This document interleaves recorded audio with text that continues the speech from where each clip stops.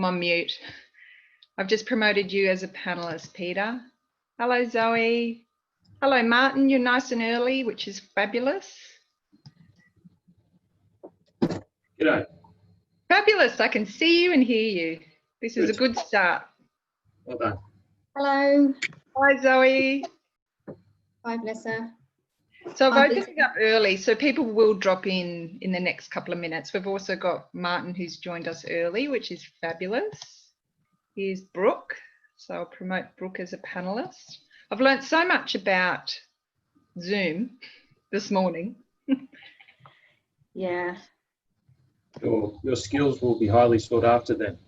I think everyone's an expert. I wasn't until I had major problems this morning. Hello, Brook. Hi, Vanessa. Hi, Zoe. Hi, Peter. Hi, Brook. Fabulous. Hi, Christine. Welcome to the webinar. You're nice and early. So I just mentioned, Brook, that the webinar is now open, so people will start rolling in over the next couple of minutes. And yeah, we'll be right to go. So as soon as, oh, here's Jacqueline. Jackie's there, yep. Yeah, which is perfect. We can kick off right on time. Fabulous. How's your flexible working day? Oh, I'm being extremely flexible. I'm going back and forth from work while I juggle my 2-year-old who's not 100% today. Oh, thank you for being with us. That's okay. I mean, obviously my partner and I are just tag teaming as you do. So, but no, it's we truly are being flexible.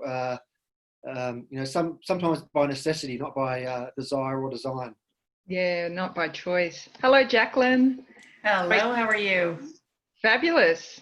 It's great that we can all see each other and hear each other. I know. Start to a webinar. That's great. How did you go last night with council, Jackie? Did you get good news? Mixed. No, good. All in all, good that we're going out to public exhibition. There's a whole host of changes, however, Okay. before the 15th. So we'll chat after this. Excellent. Good. I look forward to it. Yeah, they've added in a few things. Well, Interesting. That's their job. Sort of. Okay, we've got attendees rolling in. So welcome everyone. Hello, Sandra, Thor, Martin, I've already said hello, James, Christine, we've welcomed you. Cameron and Adam, you're nice and early, which is great. So we will kick off right on time if that's okay with everyone, just so we can keep to time. I know whilst it's an hour, the 1 hour does go quite quickly, as you can imagine. I'll just leave it open for another couple of seconds if that's all right, and we're all ready to go. How does that sound? Sounds That's good. good. Fabulous.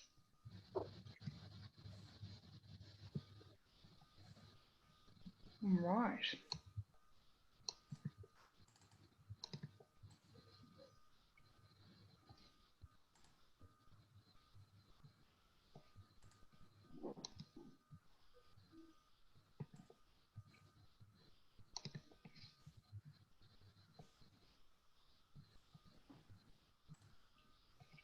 Okay, welcome. Welcome to this next Flexpo panel discussion. I'm really excited to have you here. We've got a fabulous panel and you're going to hear some very different views and perspectives today, which will be great, about smart cities helping us work smarter. So before we get started, I do want to acknowledge the traditional owners of the land on which we meet across the country. And I want to pay my respects to the elders past, present and future.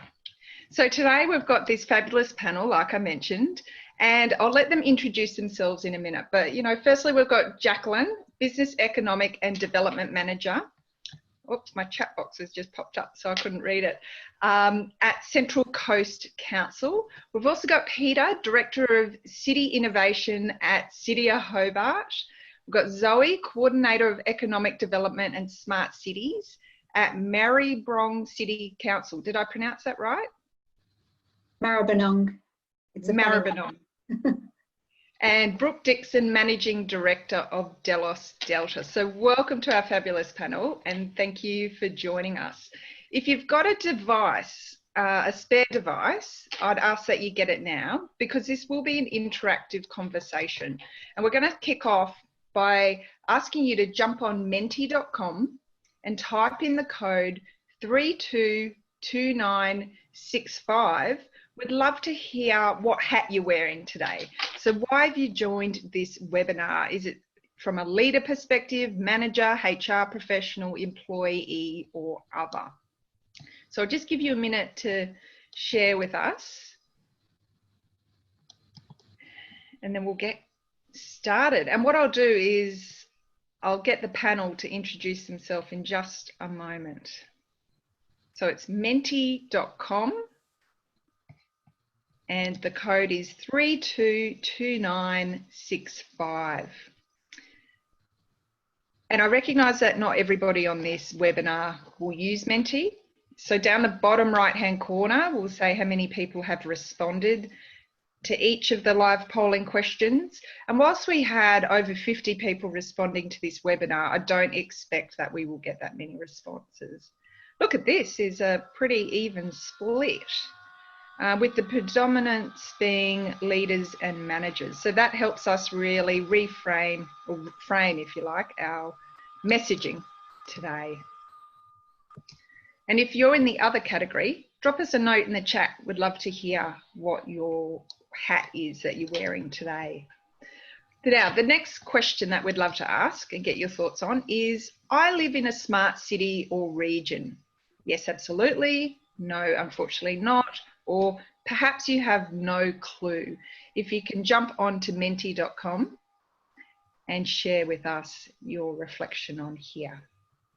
And then what I'm going to do is I'm going to invite the panel to introduce themselves and make any reflections on this image. So Peter, I'd love you to introduce yourself first. Welcome, Peter. Thanks, Vanessa.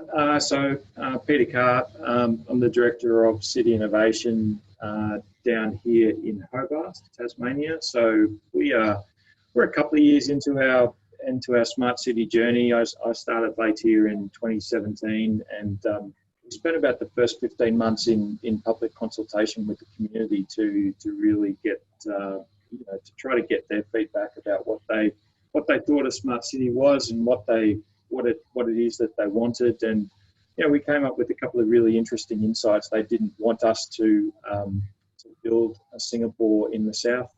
They were very attached to the things that make Hobart a great place to live, which is we have a wonderful heritage culture. We've got some wonderful architecture. We're blessed with living in a national park, essentially close to the bottom of the world, and very family oriented, and lots of work-life balance. So it was a struggle for the first 12 months to get anyone to see the value in what was going on around the rest of the world in terms of smart city. But we got there eventually, and we had our full program, which is both a decision-making framework and an action plan, 5-year action plan, fully endorsed by our council last year, and we're into our first delivery year. So that's our story. Fabulous, and congratulations, Peter. What a massive achievement. I'm wondering, so there are 5 people here who say they have no clue. So do I live in a smart city? I have no idea. What is a smart city? Would you be able to reflect on, what's the role of government in really advancing smart cities, and what is a smart city?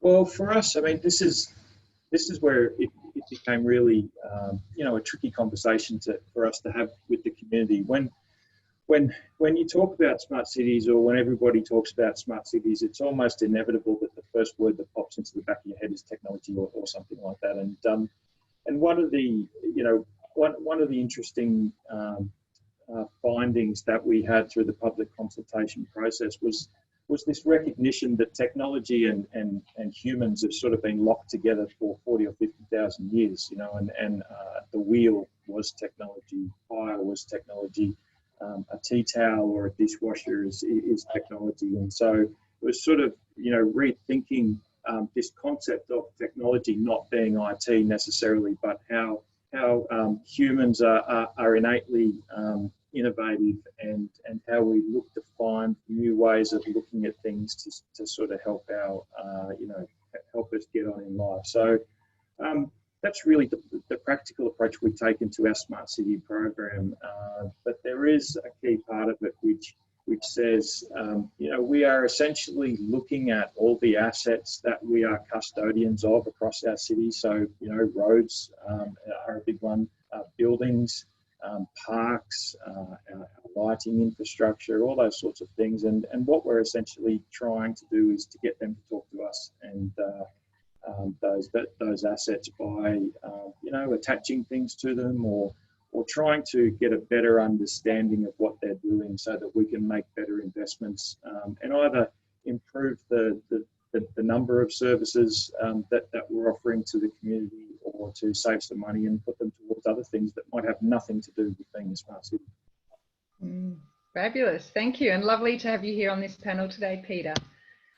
Thank you. So over to you, Zoe. Would love to hear what your background is and any reflections on what people have shared here around Smart City and Smart Region. Yeah, thanks, Vanessa. Hi, everyone. I'm Zoe Blasch, Coordinator of Economic Development and Smart Cities at Maribyrnong City Council. It's one of council's inner west in Melbourne. We're just outside of the CBD, so that's where we are. I guess we are on the start of our Smart City journey. So we're about to go live with one of our big Smart City projects in Footscray called the Footscray Smart City for Social Cohesion Platform. So that's exciting. We've been spending hard 12 months getting that in place. Some of the elements there are smart lighting, sensors, a new platform that we're in partnership with Victoria University helping us develop that. So yeah, we're still trying to work out what a smart city is as well. So we're learning as much as we're implementing and doing. And hopefully in the next 12 months, I'll be able to tell you more about what that actually means on the ground and to the regular punter. But it's definitely so many opportunities we can already see. And we're looking forward to, getting a strategy in place and helping it expand to get some tangible results. Thank you and welcome and congratulations. What a major milestone. And I love your vulnerability of sharing your agile and adaptive way, because that is the way I imagine that you have to operate in this space. Yeah. So over to you, Brooke. It's welcome to this panel conversation today. Yes, thank you, Vanessa. Lovely to be here and fantastic to be sharing a table with a great group of panelists, but also I can see a wonderful array of my colleagues and connections participating here today. So hello to everyone, and really pleased you could join us. And I'm really glad you could sign up to hear from Vanessa, Zoe, Peter and Jacqueline, who are all doing some amazing work across Australia in the smart city, smart working space, and bringing together those two ideas is really the whole plan today. So I'm pleased that we can share those reflections. I guess what I'm seeing here on this graph doesn't really surprise me.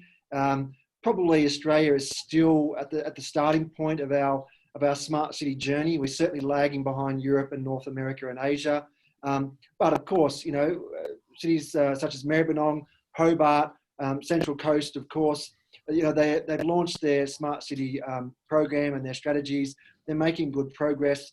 And I can see from the many participants online here as well that there are some strong moves into this space. And so I expect that those people who are saying, no, unfortunately not, or no clue, in 12 to 24 months, we'll be able to confidently say, yes, we're engaged with technology, we're making the most of it, we're using it to make our city more livable, more productive, more collaborative and more sustainable. We are integrating smart city technology with smart working to benefit our local workforce, to create new opportunities. And I look forward to working with each and every one of you to do just that. But more broadly, I'm very much looking forward to Zoe, Peter, Jackie sharing their experiences and expertise, because some of the work they've been doing in this space and beyond is very impressive, and I'm sure people will get a lot out today. So thanks, Vanessa, and back over to you. Oh, no, and Dee Everett says, hello from Albury, Wodonga, and yes, she completely agrees with what you're saying, which is fabulous. So, and welcome, Jacqueline, to our fabulous panel today. Yes, thank you. So my name is Jacqueline Svedas. I'm the Business and Economic Development Manager at Central Coast Council in New South Wales. I'd say for those that have never been to a smart city conference before, usually what all the people trying to sell you products will think it's all about technology, but the way that we think about it here is more about framing up the problem in the correct way and figuring out what tools you have to actually solve those problems. And in some cases it's technology, in some cases it's a economic development tool, in some cases it's a planning tool, but it's really about framing up the problem and then using unique tools to try to solve the problem. And it's not always tech. So we can go more into the problem that we've been framing up for ourselves here a little bit later on. But that's what I believe Smart City really is about. Brilliant. I look forward to hearing more as we progress through this panel conversation. So I might just stick with you actually, Jacqueline, if that's okay, because we're really interested to really unpack this. So we've touched a little bit on what smart cities are and this fabulous infographic that you've provided us. How are smart cities and how is smart tech helping make our cities, not only our cities, but also our workplaces and the people who live in those cities more flexible? Yes, thank you. So I'd say, so COVID-19, as you know, is bringing about a lot of change. And it's really brought the topic about how smart city technology is helping to make our cities more flexible. But here on the Central Coast, we've had a bit of a head start in this space for a while because of the nature of our demographic. So it's hard to see a little bit on that screen, but here at the Central Coast, every day prior to COVID, I should say, we had about 44,200 of our residents that commute mostly into Sydney on a daily basis. 86% of those commuters were driving distances of between 50 to 250 kilometers. And that means being in the car for up to 4 hours a day.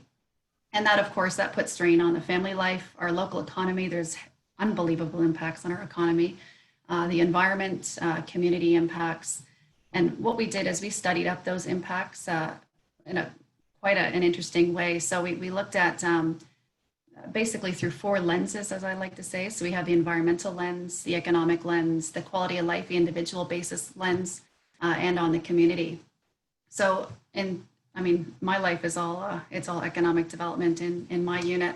But in terms of the economy, we were losing out right pre-COVID up to about 113 million per year on income that would normally be spent just simply on lunches and coffees every day by those 44,200 commuters. And that, of course, spins off into what would normally have spin-off jobs through the multiplier effect. And that's not possible when people are commuting that far. As well, depending on what their currency is and what they talk about and think about and how they make decisions. In terms of quality of life, we had about a 13% increase in fatigue is what we found, and 12% higher stress levels for those with the high commutes. It had impacts on the family unit, with the risk of divorce increasing by about 40%. Because as you know, time is a finite commodity. So if you're spending it commuting, you're not spending it with friends, family, or with your community. We were seeing lower rates of volunteerism, lower rates of sports involvement as well. And in the environment, we were seeing about 500 tons of carbon being emitted into the air per day, which is the equivalent of about 3.2 rail cars of coal being burned. So in terms of impacts, it's significant. And really, this is, as you can see, it's a multifaceted problem. And that really, in terms of a smart city problem, it requires multifaceted solutions. So we're looking at both tech solutions, we're looking at economic development, planning solutions for this. One of these is to bring 100 gigabyte per second digital connectivity speed for commercial development, which we're rolling out by the end of this year is the plan to really get on that. But I guess how we're going about thinking this in a smart city way too is it's thinking about these commuters almost on a spectrum. So obviously some will be absolutely unequivocally, they will never be able to work or want to work remotely. So we're not concentrating on that end of the spectrum. Of course, some will be 100% on board and want to work from home or work in a flex work hub. And their employer obviously will agree with them in that case. It's the spectrum that lies in between, which is those cautious or curious category that we're interested in. And the decision of these people and the businesses to allow them to do that, that has to do entirely with barriers and tipping points. So our job is to pull down those tipping points to help enable the employees and their employers come up and over that tipping point and make the decision to actually possibly work where it is that they live in our case. And I guess that's how we're really making our cities and workplaces more flexible here. But there's definitely multiple solutions in this. It is. I hope that's a good summary. Phenomenal, the data you've got here. So I do invite you, if you have questions, you can either put them in the chat box or there's a Q&A function. So you can toggle down to put a question in the Q&A. Before we move on, I'd love to ask, call for your questions, obviously, but also our panel. Does anyone have a reflection on what Jacqueline shared? For me, there's so much data there. I can't believe how much money your region loses by people commuting. That's phenomenal. And the coal, that really, there too, that really stood out for me. It's significant. So I've got a question from Anne Napier, and she apologises. She's just come in a little bit late. She's wondering where the data has come from. Yes, thank you for the question. The data has come from all sorts of areas. We did commission a few studies to be done by external study groups and research groups. Some of the data will come from ABS data. Some we have transformed the data from different transport data that is available through their open data platform. It's coming from all sources, but we do have all of that. Depends on which data point you're talking about. Over to you, Peter. Thanks, Vanessa. So look, I think one of the questions I was talking to was what the role of local government, has in sort of advancing the flexible workplace. And again, COVID has really brought it into crystal clear focus for us over the last couple of months. It's been crazy. But look, aside from the fact that there's about 570 councils across Australia, and it's a fairly significant employer from a sector perspective, and the economic benefits that sort of come with keeping people in their communities, as Jacqueline has pointed out.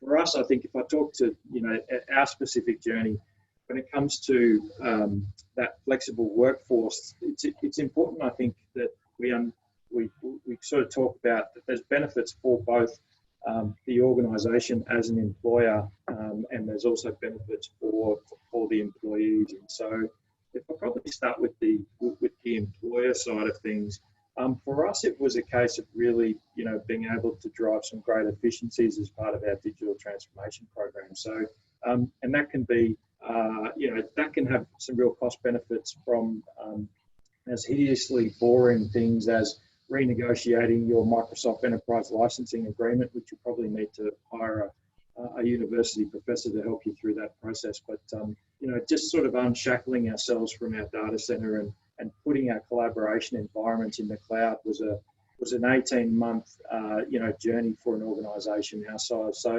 at the time that COVID hit, we were fairly well advanced, and we were in our sort of the last 6 months of that project, which was essentially pushing people out away from their desks. Now we had to do that 6-month bit in 2 weeks, which was a little bit crazy, and we're still sort of cleaning up the mess of that. But what the benefit showed for us was that we could continue to operate as an organisation, and we didn't have to have this existential threat when the Premier and the Prime Minister shut the business or shut the country down. And without that sort of flexible work environment, we would have been dead in the water as a capital city. And that's got real problems when you consider that we're responsible for picking up people's garbage and keeping the streets clean and essentially keeping people safe and keeping community running. So that is a crystal clear benefit. You simply can't be a business operating today and have staff tied to their desk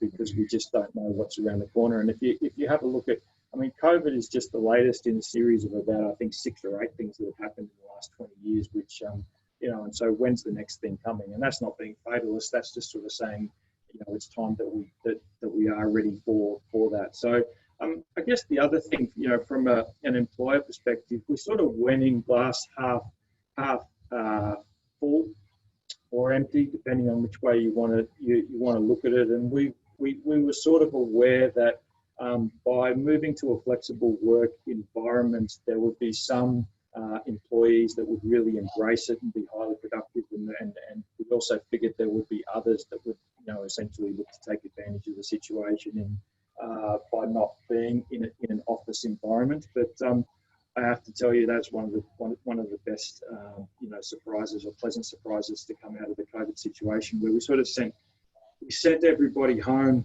on that last day. We only had a skeleton staff of less than 100 working here, and we were operating on the expectation that we were hoping to get about 70% productivity out of the staff that we sent home, and the reality is that you know, I think our staff have been more productive in the last 2 months than they have been, you know, in the last 20 years. It's the productivity we're now getting out of key staff is probably at 130%. So, you know, forget that whole you know, 70% measure. So, you know, that was a great opportunity for us to leverage that sort of mobility technology, the collaboration stuff, the event sort of forced us out, you know, naked into the world in terms of having to operate in a new sort of business model, and then the employees led the charge, you know, so we didn't have to sit back here in the office and make sure all these policies and procedures and structures were all sort of, you know, tight. That's actually all come in the weeks and months since we got forced into that situation. So I think, you know, there's a really nice life finds a way story for organisations to just get cracking with the whole you know, flexible work stuff. So yeah, fabulous. It's great that you've been able to have put in the work to be able to hit the ground running so efficiently, Peter. I've got a question for both of you. So Andy Turner has asked, this is for you, Jacqueline, around your priorities. So is there a prioritised action plan? But then also, if you want to touch on it, and yourself, Peter, as well, he said, we have no long-term analysis from people working from home to understand what the impacts and the longer-term efficiencies are, or are there such studies? So it's a question. From my own perspective, there aren't any published studies at the moment. It's still too early. So I'm sure there's lots of academics working on it. I do know that lots of organisations have done surveys and they've got qualitative and quantitative data. But I'd be interested on your views, Peter and Jacqueline. And also he's asked, smart work hubs, are they likely to be impacted by the post-COVID-19 era? There's quite a few questions there. So in terms of studies, like you, Vanessa, we're not aware of any published studies at the moment. I have heard from people that the ideal, if we're talking about working from home, the ideal most productive tip, the threshold is about 2 days per week, where then that's their peak production. But again, I'd have to really look into studies for that. I haven't found very many to date. Flexible working, though, I'd say is not just working from home. Like he'd mentioned too, there's the idea of the flexible work hub. We do have a few of those here on the Central Coast. They're ripe with their own issues, though, at the same time, but we have heard from some of those operators that there has been a run on those facilities. In some cases, what a real tipping point for us to try to pull down is the bandwidth here. So I don't know what it's like in elsewhere in Australia, but in New South Wales, there was an increase in the bandwidth by NBN that's set to expire on the 18th of June. It was put in place on the 18th of March for 3 months and then passed on obviously through their service provider to the consumer. That's one worry, of course, we always have, is that as soon as they reduce that bandwidth down to a regular level, does that mean that no longer people can work from home? So the bandwidth is definitely an issue. The speeds are an issue. Some people can't access those speeds to actually work remotely. In some cases, just obviously the nature of their employment, they cannot work remotely. So the work hubs, though, are an interesting question, and we've been raising it a lot here. And it does require some further thought, because obviously bringing people into a shared workspace has its own ramifications and health impacts at the moment. And there's a lot of restrictions on that, at least for the foreseeable future. So I'd say at this point, it's rapidly changing, and that's why we're watching the data so closely as it comes in. And that's really, it's brought data to the forefront of for important things for us lately, that we can figure, because the new normal doesn't reflect the previous normal anymore. It's been wiped off the table.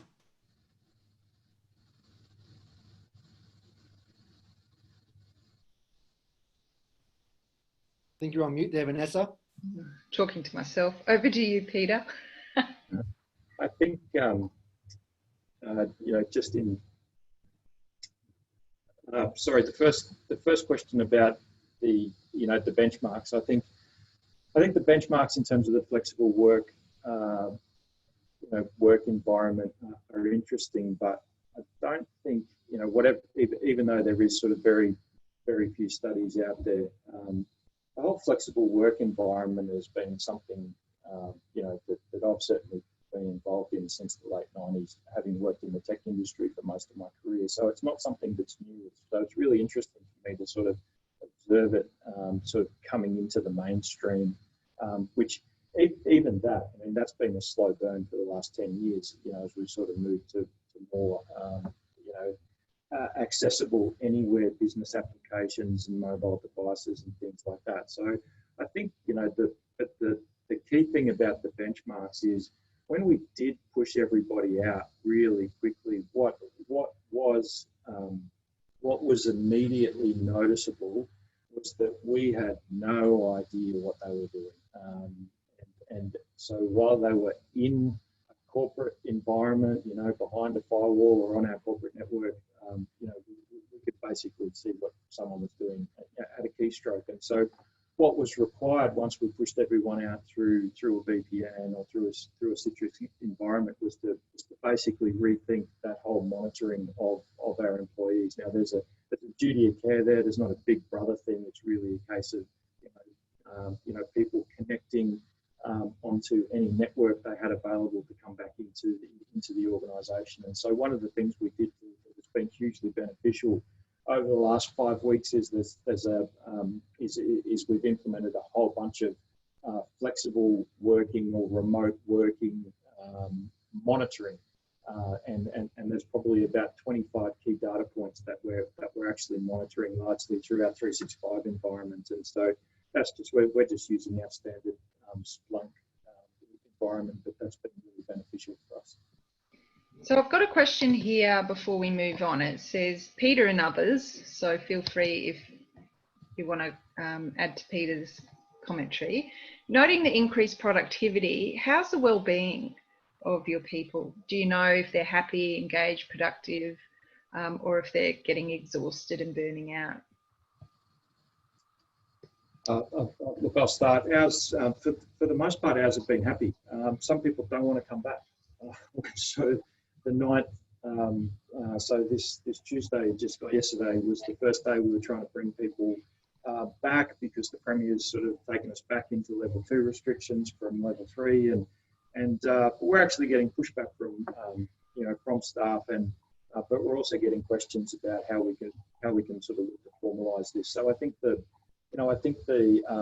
it's probably a level of empowerment that hasn't always happened, certainly in the city of Hobart as a council, you know, sort of new levels of trust and empowerment and things like that.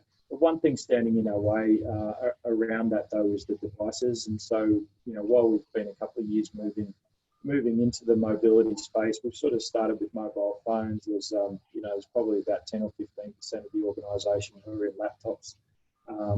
And other sort of iPads and things like that. But again, the day or the couple of days that we did send everybody home, I mean, the streets around here look like when Lehman Brothers collapsed. You know, people were sort of rolling their chairs with monitors on them down the street, and so it's like it's no small thing to bring people back now. And so it's also given us certainly pause to reflect on our plant and equipment budgets and how we can more quickly move people off the desktops that we have them on. I think that's really going to improve their personal enjoyment. I'll just leave it open. If anyone else on the panel would like to add to that, I'll give you a second to jump in.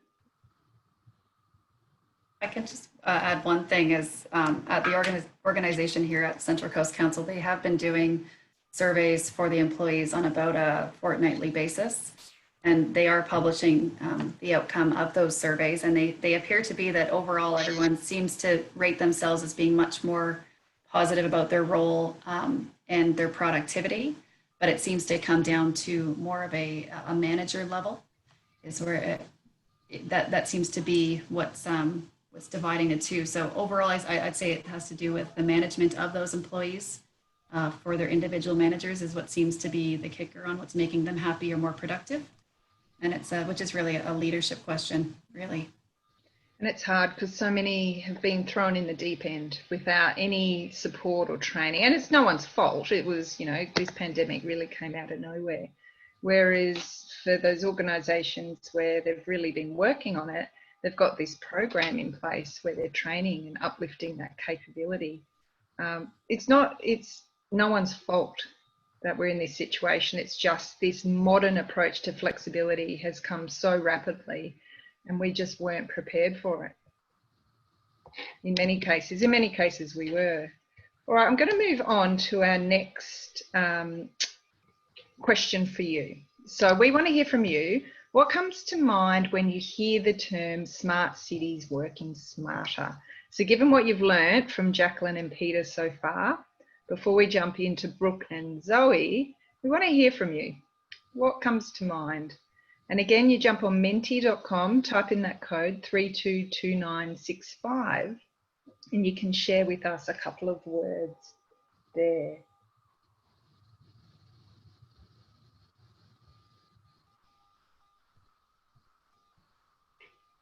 Just give it a few minutes as they roll in.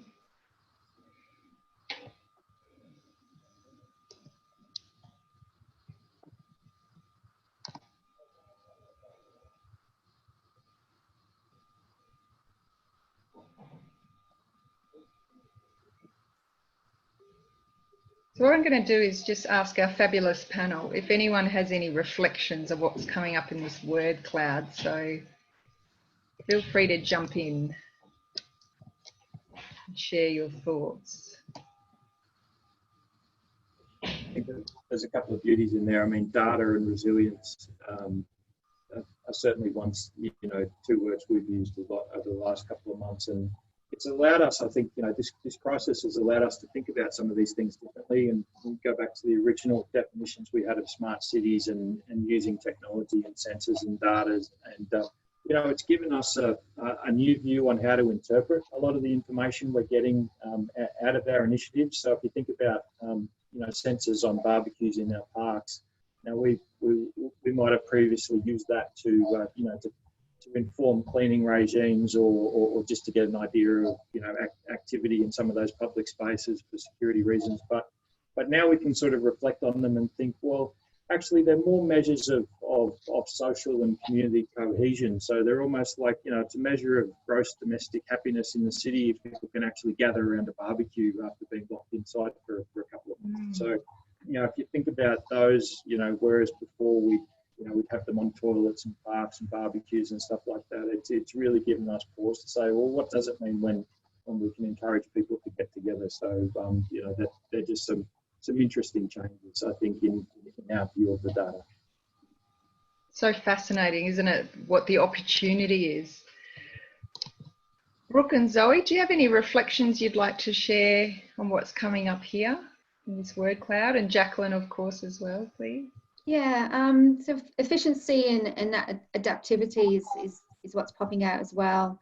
I've got my own little word cloud when I do my own little spiel next, and there's some words there that are, the same as in what everyone's been saying there, so that's interesting.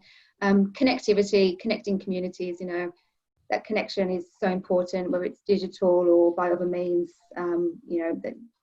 this ISO situations really emphasize that. Yeah, that's my thinking.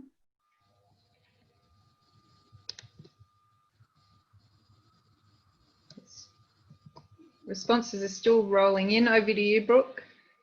Yeah, thanks, Vanessa. So, I mean, lots of obviously themes coming through here, and certainly the concept of smart cities working smarter to me really is the idea that we give ourselves more options and we allow ourselves more time to do more meaningful things rather than potentially, you know, sit in cars, get stuck in congestion, and do the same old just because that's the way our cities and regions have been designed for, you know, decades, if not centuries. So for better or for worse, this current situation probably has hurtled us forward for new possibilities.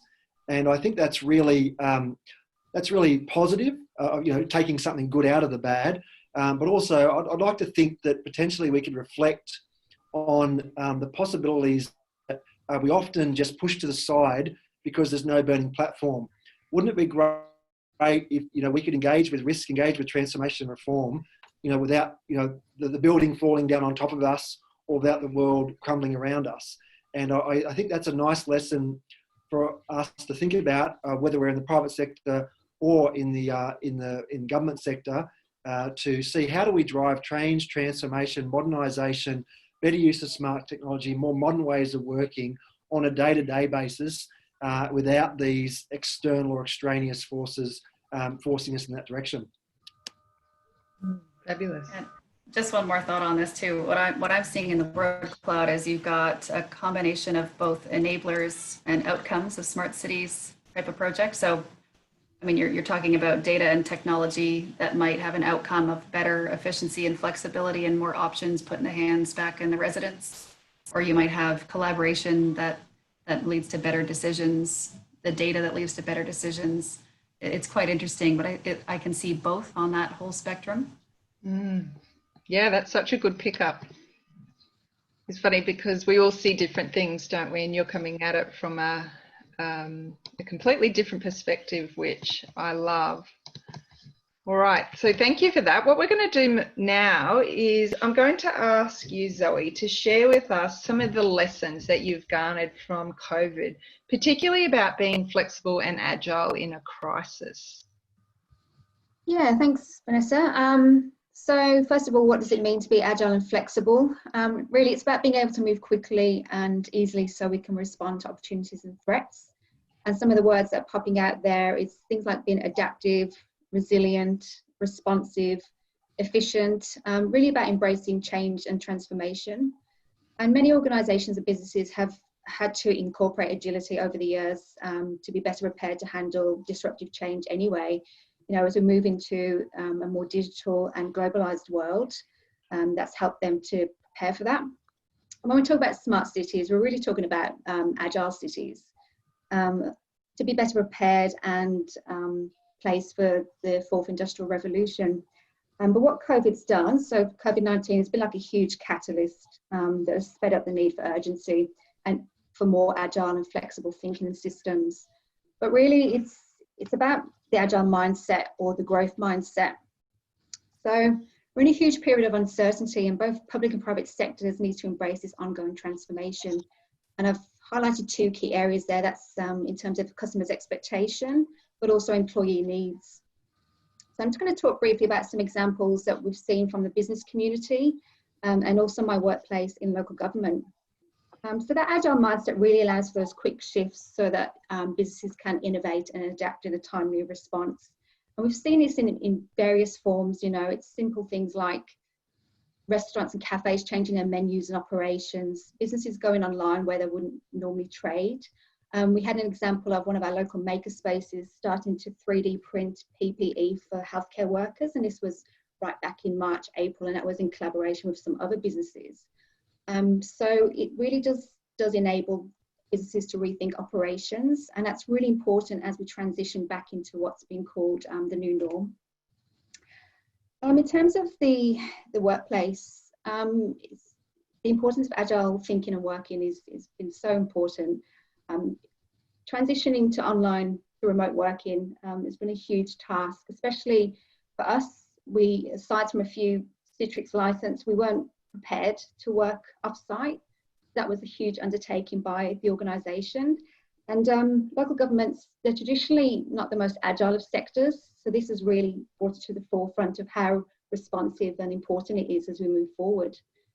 In terms of just the practicalities of working, you know, offline from the office environment, it was mentioned before about the health and well-being and just the team and how productive and how people are getting on. I find that it's important to maintain routines as much as possible and regular patterns. So maintain those weekly catch-ups, you know, your regular meetings, your coffee chats or whatever, just that will help to promote that health and well-being. I think, you know, people, I'm personally enjoying working from home. I do have that, I find that productivity side, but it does vary. Some people aren't set up from home, especially if there's young kids that you don't have anywhere to put them because, you know, the places are closed or schools are in lockdown. So it's been hit and miss. So it just depends on personal circumstances as well. And definitely employers need to take that into consideration. Yeah, and at being agile is, at the moment, we're trying to implement short-term responses, but also plan for longer-term action. But whilst there's different, you know, public sector have different ways of operating, really one of the key benefits of having that agile and flexible working is it helps with efficiency, and regardless of whether you're small, medium or large size organisation, we're all going to be expected to, you know, move forward by doing more with less. So that's where the agile and flexible really comes into play. Yeah, absolutely. Oh, got a bit of feedback there. Thank you, Zoe. And I loved what you touched on, all of it, but in particular that health and well-being. And we also need to reflect that for some people, working from home isn't a safe place. So their home isn't safe. They come to work often to escape horrendous violence and domestic abuse.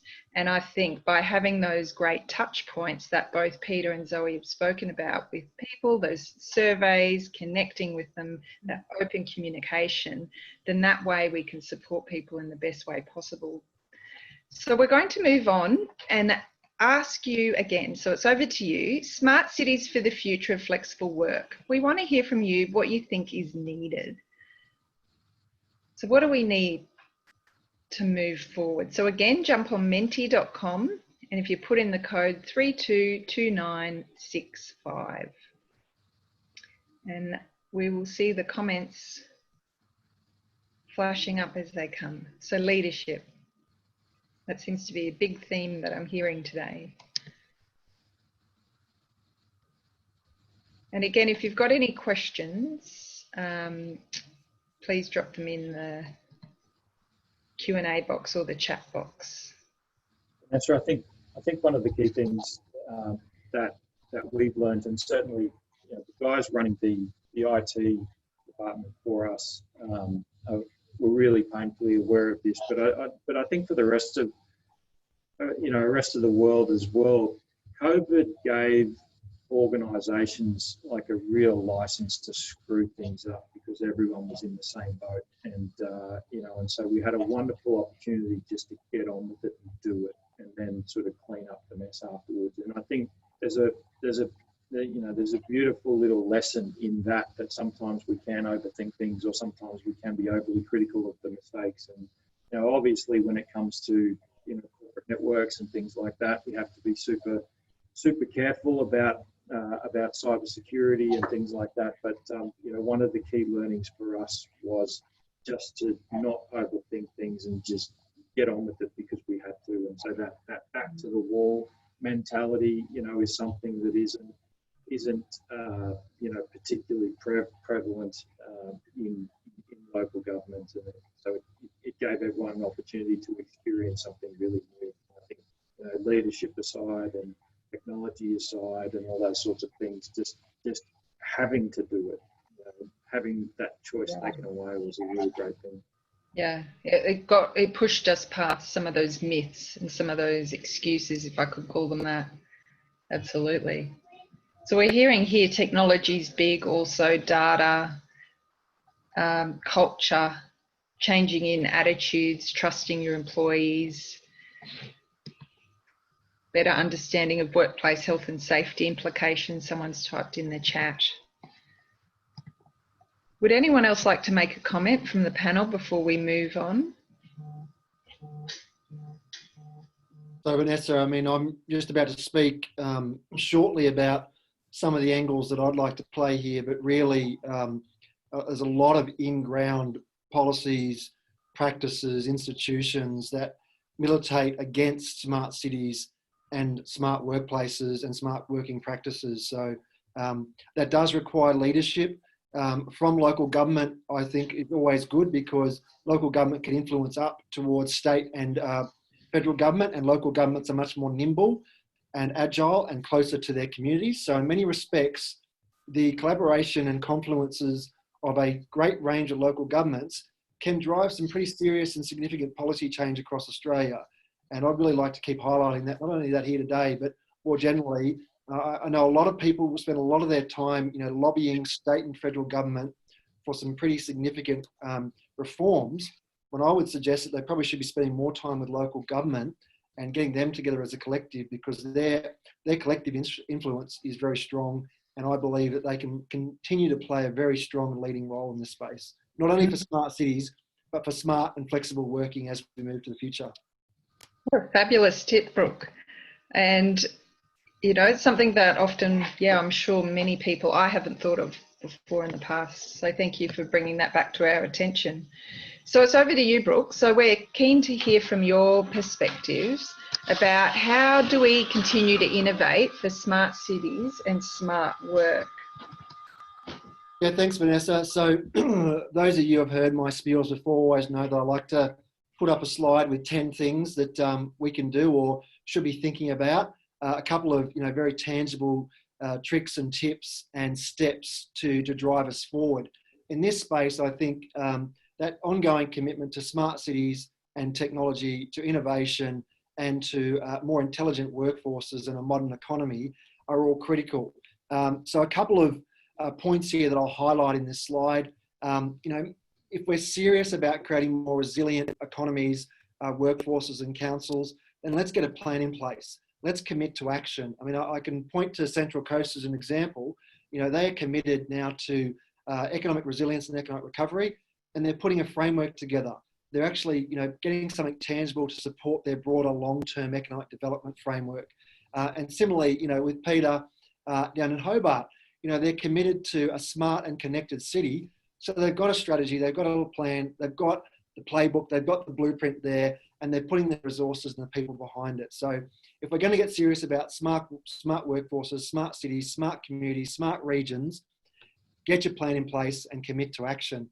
Something else I'd like to talk about here, and I know a couple of my fellow panel members have spoken about it, it's about the goalposts. What are we actually aiming for? Look, I'm an economist, don't shoot me for it, but we certainly have all picked up GDP as the preeminent overarching objective for our communities, our cities and our economies.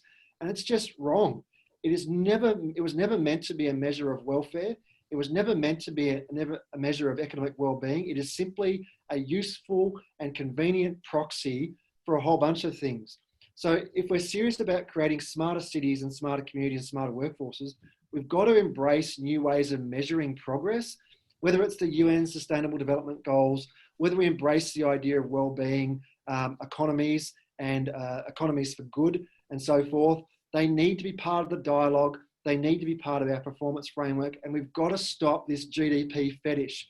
We simply have to stop. We've got people like Joseph Stiglitz, who is a world-renowned economist, someone who's won Nobel Prizes for his work, who basically keeps saying that we've got a GDP fetish, and we've got politicians and bankers and a whole bunch of talking heads who continue to lean on GDP as an easy out. It is not good enough, and local governments, again, need to lead the way. All right, modernised policy systems and regulations. I've spoken about that before. I've spoken at length when I talk about smart cities, but one of the reasons why we are ingrained in our working cultures, frameworks, and procedures and processes is because our HR systems And indeed, our whole legislative environment is set up around people coming to work and working in particular ways. We've got to do better than that. And we've got to look at the internal factors and constraints and restraints and the questions that we take for granted, so that we can modernise the way we do things. And as I said before, stop waiting for the walls to come crumbling down around us before we actually start taking positive action. And that does require, and you'll see my point there towards the top of the right there, working with state, federal governments, but also industry. Look, it's one thing for our cities to embrace smart working and smart cities. That's great for congestion, really gets our cars off the road and so forth. Fantastic. But what about our regions as well? They would really benefit, as Jackie has already said, from a greater proportion of their community actually staying locally. That's good for their local economy. That's good for people's mental health. It's good for spreading the infrastructure spend across our states and territories and so forth. So I really believe that local governments not only need to work with state and federal government to change the legislative framework, but also work with big employers, big industry to change their expectations and their modes of work to make it more flexible, dynamic, and resilient and so forth. I'm also going to mention support for smart hubs. Now, we in the smart city space see a lot of effort going towards living labs, innovation hubs, co-working, these places where people can come together to bump, to connect, to come to a workplace that might be closer to their home without the full commute and without congesting up the roads. That might be the happy medium where we have people working from home sometime, working in a smart hub sometime, and then maybe going to the office sometime as well, or something in between. But that confluence, that place of congregation, that center point, that focal point, where we can not only highlight intelligent working, showcase smart cities, but also bring people together to create new ideas, to create new partnerships and drive forward with new innovations. I think they need to be a central platform of a smart city. And so I certainly attest to that, commend that to people's considerations. And I'm probably going to leave it there because I can keep going on, but I think that's enough. And I think people would prefer to hear from Zoe, Peter and Jackie. And I'd love to hear their thoughts about some of their tips and tricks and takeouts and lessons for driving innovation, creating a smart city, creating smart workplaces, and creating more livable and intelligent economies now and into the future.